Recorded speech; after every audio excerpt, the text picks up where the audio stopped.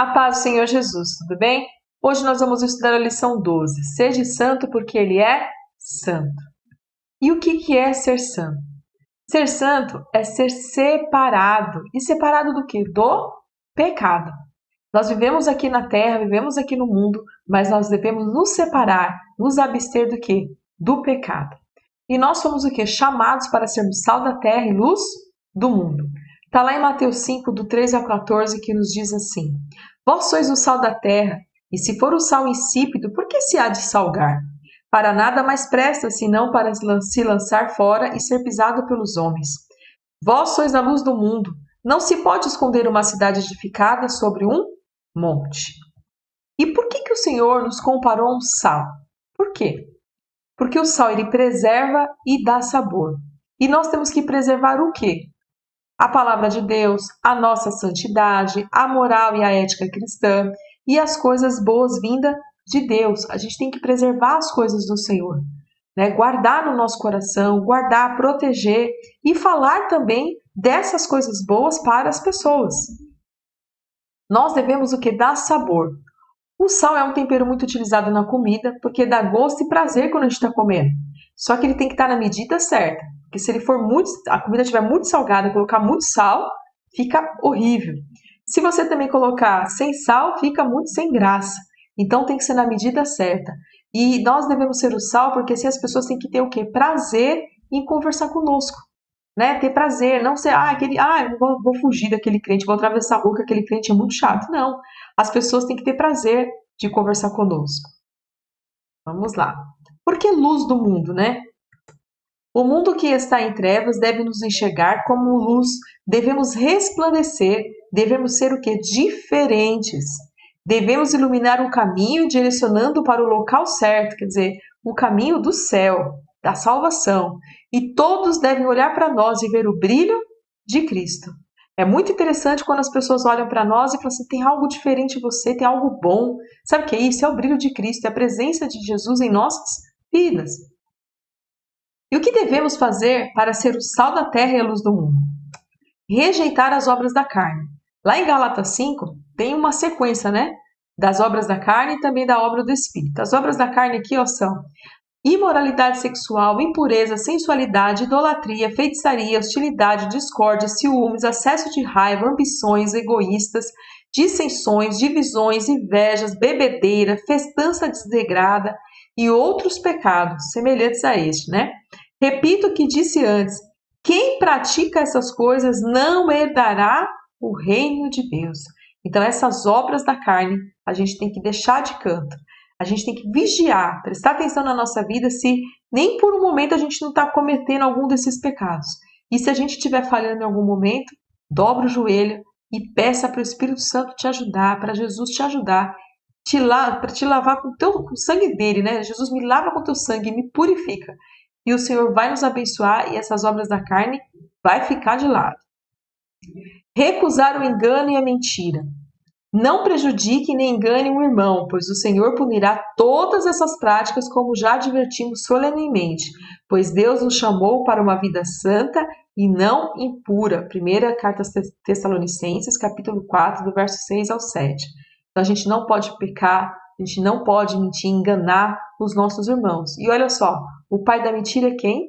É o diabo. Então quem conta uma mentira é filho de quem? É filho do diabo. Então tem que vigiar. Santidade e comunhão com Deus. A palavra de Deus é muito clara quando afirma que sem santificação ninguém pode ver a Deus. À medida que o crente se santifica, a sua comunhão com Deus aumenta mais. O relacionamento com Deus exige uma confiança e compromisso com a palavra. Se quisermos conquistar a confiança de Deus, é necessário ser santo em toda maneira de viver. Não podemos ter grandes responsabilidades na obra de Deus e viver no pecado do mundo. O Senhor fala, né? E sem a santificação, sem a paz com todos, ninguém verá o Senhor. Ninguém verá. Então a gente tem que ser santo, a gente tem que ter comunhão, ter paz uns com os outros também.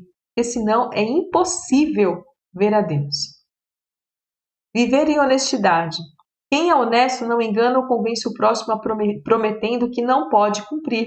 Antes ajuda o próximo que estiver ao seu alcance, trabalha de forma correta. E quem vive assim será admirado até mesmo por quem não é cristão.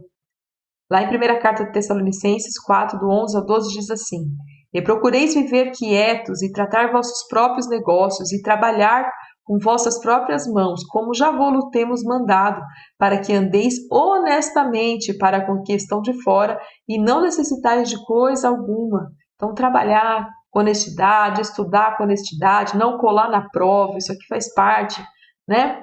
Os adolescentes aí, até adultos, às vezes, colam na prova. Você não está sendo honesto. A gente tem um Deus poderoso que pode abrir a tua mente e te dar o quê? O entendimento. E você fazer aquela prova de uma forma honesta, receber aquela nota de forma honesta.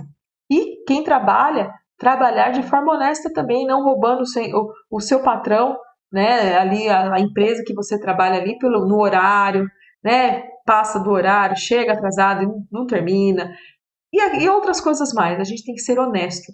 E também não convencer, não falar para o irmão, para alguém, não só para o irmão, mas com outra pessoa, olha, eu prometo que vou te ajudar, e acabando ajudando, e às vezes aquela pessoa fica comprometida, pensando que você vai ajudar. A gente tem que ser sincero. Se não tem como ajudar, seja sincero, fala, olha, eu não posso ajudar, não tenho condição.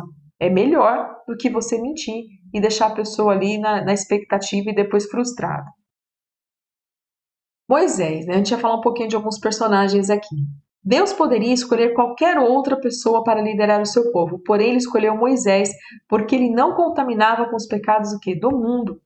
Pela fé, Moisés, sendo já grande, recusou ser chamado filho da filha de Faraó, escolhendo antes ser maltratado com o povo de Deus do que um pouco de tempo ter o gozo do pecado. Está lá em Hebreus 11, do 24 ao 25.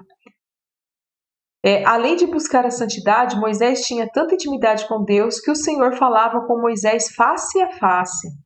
E falava o Senhor a Moisés face a face como qualquer fala com seu amigo. Depois tornava-se ao arraial, mas o seu servidor, o jovem Josué, filho de Num, nunca se apartava do meio da tenda. Né? Então Moisés ele conversava com o Senhor, ele falava com o Senhor face a face. Também temos aqui Daniel, né? Daniel e seus amigos foram levados para habitar no meio de um povo entregue à idolatria, e nunca se contaminaram com os pecados da Babilônia. Eles se santificaram e foram abençoados por Deus. Mas o nível de intimidade de Daniel com o Senhor era maior, e como fruto dessa intimidade com o Pai, Daniel foi abençoado com a interpretação de sonhos e com revelações sobre o que vai acontecer nos últimos dias. Então aqui são personagens, né? Que tinham intimidade com o Senhor, que estavam em comunhão com o Senhor, não se contaminavam. A gente falou que ser santo é o quê? Ser separado do pecado. E a gente vê Moisés se separando do pecado, Daniel se separando do pecado. Daniel ainda mais estava lá no meio de um povo totalmente idólatra, né? Ele conhecia a verdade, foi levado como escravo ali, mas ele permaneceu. E a gente viu o quão Deus foi com ele, né? A fidelidade de Deus com Daniel. E Jesus voltará para buscar também o que? Um povo santo. Quando Jesus voltar, levará o seu povo para habitar neste lugar. E vale lembrar que este povo é santo. O Salmo 15 aponta as características dos santos que vão morar no céu. E a gente vai estar terminando aqui a nossa aula com esse texto. Senhor, quem pode ter acesso a teu santuário? Quem pode permanecer em teu santo monte? Então o salmista está perguntando, quem que pode? Aí vem a resposta. Quem leva uma vida íntegra e pratica a justiça. Quem de coração fala a verdade. Quem não difama os outros, não prejudica o próximo, nem fala mal dos amigos. Quem despreza os que têm conduta reprovável e honra os que temem ao Senhor e cumpre suas promessas mesmo quando é prejudicado. Quem empresta dinheiro sem visar lucro e não aceita suborno para mentir sobre o inocente. Quem age assim jamais será abalado. Salmo 5, do 1 ao 5. Então, vamos terminar nossa aula. Né? Tem que ser santo para estar com o Senhor, nós temos que ser santo como Ele. E aqui são algumas características de quem é santo. Então, eu peço para você meditar, você que está ouvindo essa aula, medite nesse salmo. Veja aquilo que não está tão legal na tua vida e clame ao Senhor. O Senhor, me ajuda nessa parte, eu preciso melhorar nessa parte. Às vezes você não pratica na totalidade, mas às vezes vem na cabeça, faz um pouquinho só, ora ao Senhor, porque nós queremos o que? Morar no céu, e para morar no céu precisamos ser santos e praticar todas essas coisas. Amém? Terminamos a nossa aula por aqui. Que Deus os abençoe.